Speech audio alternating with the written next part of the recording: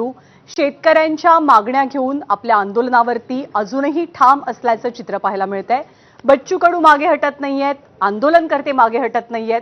6 वाजेपर्यंतचा ultimatum कोर्टानं Bachchu कडूंना आणि कार्यकर्त्यांना दिला होता। ज्या आंदोलन ठिकाणी हे सगळं आंदोलन सुरू आहे ते आंदोलन स्थळ मोकळं करावं असं कोर्टानं म्हटलं होतं, पण बच्चू कडू किंवा त्यांचे समर्थक कोर्टाच्या आदेशाला किंवा कोर्टाच्या या सगळ्या निर्देशांना बधत नसल्याचं चित्र पाहायला मिळतंय। त्यामुळे आंदोलनाचा पेच अजूनही कायम आहे।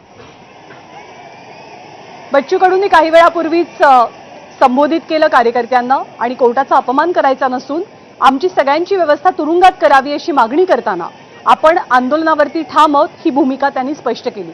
तर रासपचे नेते जानकरांनी थेट मुख्यमंत्र्यांनाच आव्हान दिलंय। दरम्यान चंद्रशेखर बावनकुळेंनी सांगितल्याप्रमाणे राज्यमंत्री आशिष जयस्वाल आणि पंकज भोयर सरकारचे प्रतिनिधी म्हणून बच्चू कडूंची भेट घेणार होते, मात्र कोर्टाची नोटीस आली पण सरकारचे हे 2 मंत्री भेटीसाठी काही पोहोचलेले नाहीत।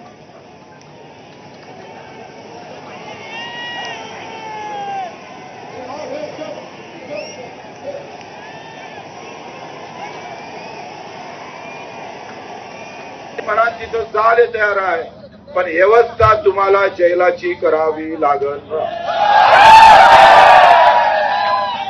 आम्ही इथून हटायला तयार आहोत। आमची व्यवस्था जेलात आपण करावी।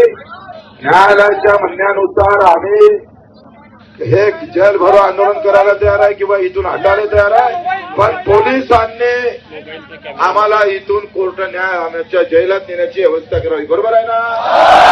जेवढी ताकद आहे तेवढी वापरा। आम्ही हात वरते करून सरेंडर होऊन तुमच्या ताब्यात व्हायला तयार आहे। शेतकरी दररोज आत्महत्या करतायत, चिखलात लोळ आत्महत्या करतायत। त्यावेळी या न्याय व्यवस्थेचे डोळे फुटले होते का? या न्याय व्यवस्थेच्या हाताला लकवा मारला होता का सोमोटो याची दखल न्यायालयाने घेतली नाही? आम्हाला काही अधिकार आहे? पोलिसांना सांगतो गाड्या आणून आम्हाला भरून घेऊन जावा। देवेंद्र फडणवीस तुझा पिस्तारा बोरा नांदेड नागपूरला आणल्याशिवाय आम्ही शांत राहणार नाही, एवढीच अपेक्षा करतो। तर बच्चू कडू आंदोलनकर्ते शेतकरी नेते आंदोलनाच्या भूमिकेवरती ठाम पाहायला मिळत आहेत। दरम्यान रस्त्यावरती आडवे पडलेले शेतकरी, सोबतच रेल्वे ट्रॅकवरती झोपलेले शेतकरी, घोषणाबाजी करणारे, टायर पेटवणारे शेतकरी, हे सगळं चित्र आज पाहायला मिळालं। हे चित्र कुठे दिसलं तर मुख्यमंत्र्यांच्या नागपूरमध्ये हे चित्र पाहायला मिळालं। आज दिवसभर या आंदोलनानं संपूर्ण नागपूरची एक प्रकारे कोंडी झालेली होती आणि हीच त्याची ड्रोन दृश्य सुद्धा आपण पाहतोय। शेतकऱ्यांच्या संपूर्ण कर्जमाफीसाठी बच्चू कडूंनी पुकारलेल्या महाएल्गार आंदोलनामुळे नागपूरमध्ये प्रचंड खोळंबा झाला। कडू आपल्या हजारो समर्थकांसकट ठाण मांडून बसलेत, त्यामुळे हे आंदोलन चांगलंच तापलेलं आहे।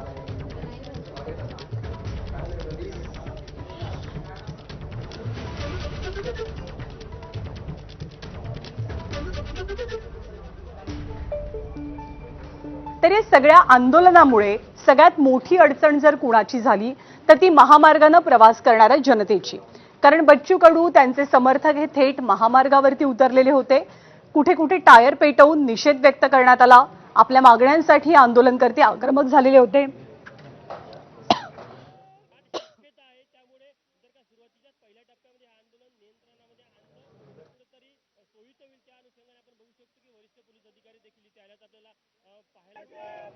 नागपूर वर्धा, नागपूर जबलपूर, नागपूर हैदराबाद हे महामार्ग जाम झाले। शेतकऱ्यांच्या मागण्या मान्य झाल्याशिवाय हे आंदोलन मागे घेणार नाही असा निर्धार व्यक्त झालाय। त्यामुळे सरकार समोर मात्र मोठा पेच पाहायला मिळतोय।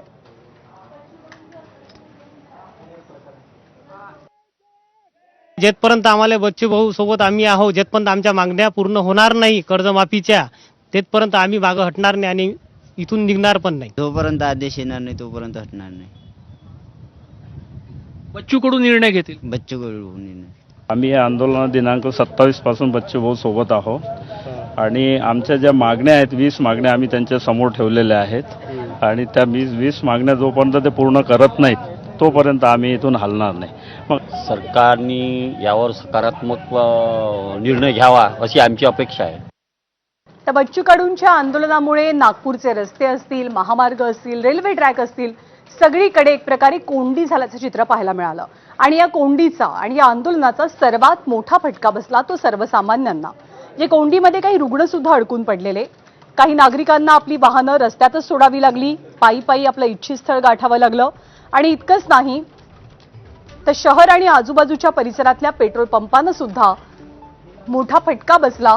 अनेक पेट्रोल पंप त्यावरती एकही व्यक्ती येत नव्हता पेट्रोल भरण्यासाठी आणि प्रचंड मोठी वाहतूक कोंडी. कित्येक किलोमीटर्सपर्यंत वाहनांच्या लांबच लांब रांगा पाहायला मिळाल्या.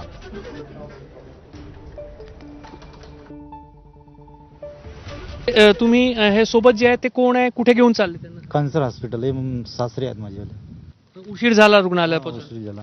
म्हणजे तुम्ही वडिलांना भेटायला गेले आणि तिथे अडकले. तिथेच अडकलो आणि मग रात्रभर तिथेच झोपायला लागलं आम्हाला.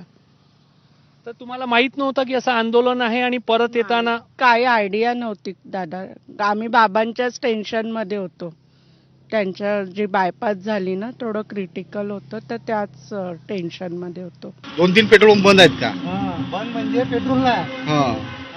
आता इथेही पेट्रोल नाही आहे. त्यानं म्हणा शेतकऱ्याला भाव द्या सगळं चालू आहे. बरोबर. तर लोकांच्या प्रतिक्रिया आपण पाहिल्या. अनेकांना आंदोलनाची कल्पनाच नव्हती. इतका मोठा ट्रॅफिक जाम झाला याची कल्पना नव्हती आणि सगळेजण या कोंडीमध्ये अडकून पडले. पण सर्वसामान्यांची गैरसोय होत असली तरी सुद्धा शेतकऱ्यांसाठी, शेतकऱ्यांच्या मागण्यांसाठी आपण ठाम आहोत.